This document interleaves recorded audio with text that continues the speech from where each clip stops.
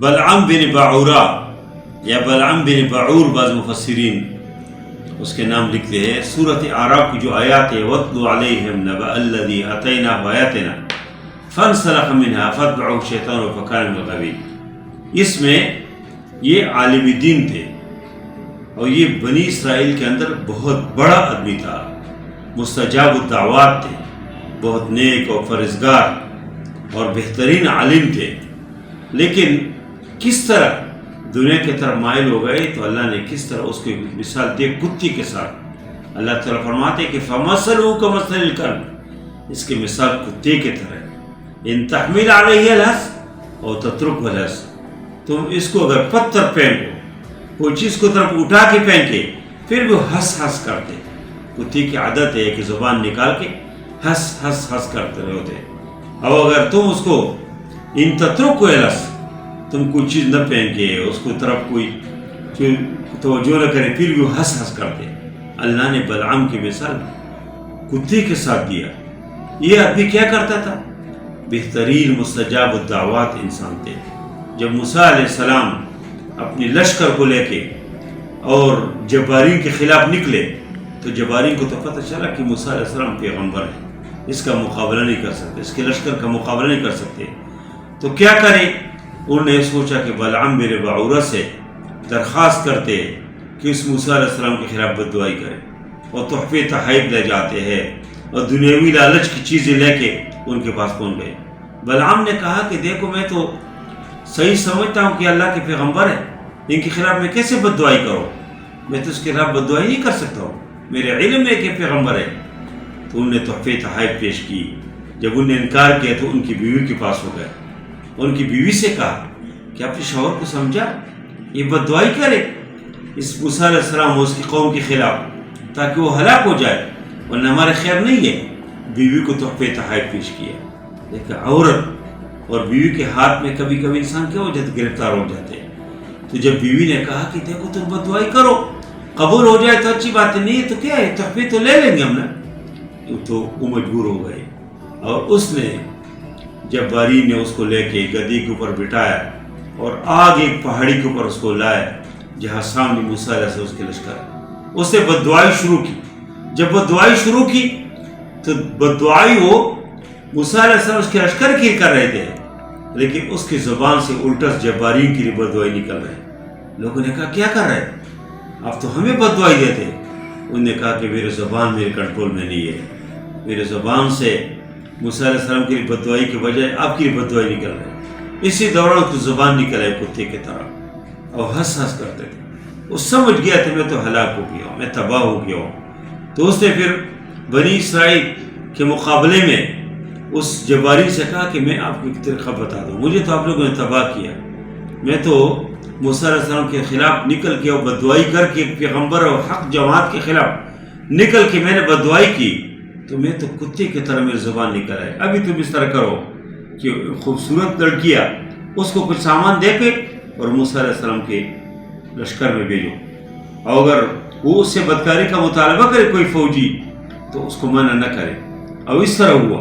یہ خواتین جب ادھر پہنچے اس کے لشکر کے درمیان میں موسیٰ علیہ السلام نے اپنے لوگوں کو سمجھایا بھی, اپنی سپاہیوں سے کہا, اپنے لوگوں سے کہا یہ ہمارے اوپر اللہ کے امتحان ہے.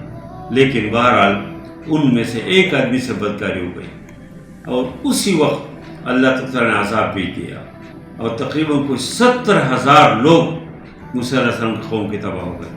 اس کے بعد موسیٰ علیہ السلام نے آگے نکل کے دعا کی کہ یا اللہ افتہلکنا بما فعل المفترون, جو کچھ باطل پرست لوگوں نے, کچھ خراب لوگوں نے, باطل لوگوں نے ایک کام کیا اس سے ہمیں ہلاک کرتے. افتہلکنا بما فعل السفہاء منا, یا اللہ ہمیں ہلاک کرتے کہ کچھ کم عقل لوگوں نے ہمارے اندر کوئی غلط کام کیا. اور پھر موسیٰ علیہ السلام کے بھتیجے نے, ممکن ہے ہارون علیہ السلام کا بیٹا ہو یا کوئی اور ہو یا قوم کے آدمی ہو, نبی کے بھتیجے ہوتے, اس سے بھتیجے سے تعبیر کیا, وہ آئے اور اسے اس آدمی کو قتل کیا اور پھر اللہ نے عذاب کو ٹال دیا. اب دیکھیں کہ ایک تو اس میں بلعام کے اس واقعے میں دیکھیں کہ کس طرح وہ دنیا کے لالچ میں آ کے کتنے نیک متقی پرہیزگار عالم تھے لیکن زبان نکلے کتے کی طرح.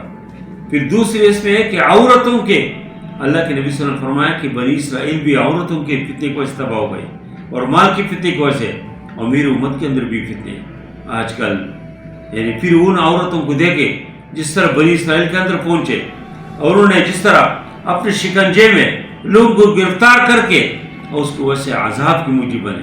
آج بھی جو ہم دیکھتے ہیں چاروں طرف جو عورتیں سور بور کے نکلتی ہیں اور نوجوانوں کو اپنی طرف کھینچتے ہیں، پھر بھی ایک فتنہ ہے، اس فتنے سے بچنا چاہیے، اللہ تعالیٰ سے دعائی کرنے چاہیے۔ ہر دور کے الگ فتنے ہیں، اس زمانے کی جو فتنے ہیں، ایک تو مال کہ حلال و حرام کی تمیز بہت کم لوگوں میں، بس کس طریقے سے جیب میں آ جائے، کس طرح بین بیلنس بڑھ جائے، اور یہ ہوس ختم نہیں ہوتے، جتنے آتے تو اور آ جائے جی، اور آ جائے، اور آ جائے، اور آ جائے۔ اور دوسری طرف فتنہ جو ہے اس امت کے، یہ بے حیائی ہے، یہ خرابی ہے کہ ایک عورت اگر اس کے بدن کے اوپر کپڑے مکمل نہیں، اس کے بال نظر آتے، اس کے ہاتھ و بازو نظر آتے ہیں، پاؤں کے حصے۔ آج میں کلاس سے نکل کے جا رہا تھا جامعۃ المحسنہ سے، تو میں نے دیکھا کہ وہ لڑکی ہے کسی میڈیکل کالج کے، یونیورسٹی کے، وہ اسپتال میں کی طرف نرسنگ کے طور پہ جو آ رہی تھی، اس میں بہت سارے اس طرح اس مسلمان قوم کی بیٹی آدمی بیان کر کے شرم آتی ہے، اس کے بدن کی بہت سارے سے بال بہت عجیب، اور بہت سارے لوگوں نے شلوار اوپر کر کے، ٹخنوں سے شلوار اوپر کرنے کا حکم مردوں کا ہے، تو اس نے شلوار اوپر کرے اور تاکہ پاؤں اس کے نظر آ جائے، لوگ سر متوجہ ہو جائے۔ اس طرح کئی خواتین، کئی لڑکی مسلمان گھرانوں کے بچے ہیں۔ تو میں والدین سے بھی درخواست کرتا ہوں کہ ان فتنوں کے حالات میں اپنی بیوی کے اوپر، اپنی بہنوں کے اوپر، اپنی بیٹیوں کے اوپر، اپنے خاندان کی عورتوں کے اوپر کنٹرول کرے، فتنے کی باعث نہ بنے۔ اور میں نوجوانوں سے بھی درخواست کرتا ہوں کہ اپنی جوانی کو پاک رکھے، پاک دامن رکھو۔ وہی جوان ہے قبیلے کی آنکھ کا تارا، شباب جس کا ہو بے داغ ضرب ہو کاری، بے داغ شباب، بے داغ جوانی، یہ بہت اللہ کو پسند ہے۔ نبی کریم صلی اللہ علیہ وسلم نے فرمایا کہ لیس شیء، نہیں ہے کوئی چیز اکرم علی اللہ، اکرم علی اللہ، اللہ کو جو بہت زیادہ پسند ہو، من الشباب التائب، وہ نوجوان جو پاک و صاف ہو، جو پاکی سے زندگی گزارتے ہیں، وہ اللہ کو بہت پسند۔ یوسف علیہ السلام دیکھو، ایک عورت ہے، ایسی عورت کہ جو مصر کے بادشاہ کی بیوی ہے، کتنے خوبصورت ہوگی، پردے کے اندر، کمرے کے اندر جا کے اس نے بدکاری کی، کئی کمروں کے اندر اس کو لے کے جا کے بدکاری کی دعوت دی، لیکن یوسف علیہ السلام نے کہا کہ نہیں، میں کیسے بدکاری کروں، اور اس نے ادھر سے باہر نکلنے کی کوشش کی اور نکل گیا، بچ گیا، بدکاری نہیں کی، تو اللہ نے مصر کی حکومت دی۔ وَمَن يَتَّقِ اللَّهَ يَجْعَل لَّهُ مَخْرَجًا، جو اللہ سے ڈرتے اللہ راستے کھول دیتے اس کے لیے۔ اس سے پاک و صاف زندگی اللہ میں نصیب فرمائے۔ اور اس واقعے کے اندر بہت سارے عبرت کی باتیں ہیں، ہمیں اس کو پکڑنا چاہیے، اس کو لینا چاہیے، علماء کو بھی اور ہم سب کو دین کی فکر کرنا چاہیے، دنیا کے لالچ میں نہیں لینا چاہیے۔ دنیا اللہ نے ہمارے لیے پیدا کیا ہے، انشاءاللہ اللہ میں دیں گے، اللہ گدوں کو دیتے ہیں، اللہ کتوں کو دیتے ہیں، اللہ کافروں کو دیتے ہیں۔ تو ایک مومن مسلمان، ایک دین کے داعی، ایک عالم، اس کو کیسے نہیں دیں گے؟ اللہ دیں گے۔ دنیا اللہ نے ہمارے لیے پیدا کیا، اللہ ہمیں دیں گے۔ اللہ تعالیٰ ہم سب کو عمل کرنے کی توفیق عطا فرمائے۔ وصلی اللہ تعالیٰ علی خیر خلقہ محمد وعلی آلہ وصحبہ اجمعین برحمتک یا ارحم الراحمین۔